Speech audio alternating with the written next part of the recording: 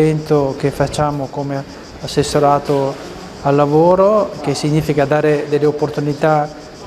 di lavoro effettivo a queste persone, dare anche delle opportunità formative. Una delle linee nuove di intervento che facciamo col Fondo Regionale Disabili è proprio la formazione professionale che finanzieremo anche col fondo, quindi rivolta ad allievi e allievi che sono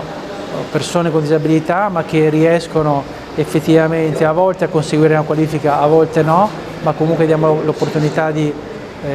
studiare effettivamente in un contesto che è adeguatamente preparato, con enti di formazione professionale che sono specializzati. Siamo infatti qui oggi a Este proprio per questo motivo, perché c'è un ente, l'Eramonì, che ha una grandissima esperienza,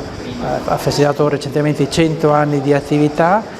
e quindi è un sostegno fondamentale che diamo a queste ragazze e questi ragazzi, ma anche alle loro famiglie. E poi ricordo il piano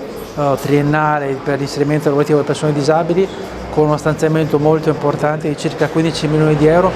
ma al di là delle cifre quello che conta è che poi abbiamo un contesto di operatori pubblici e privati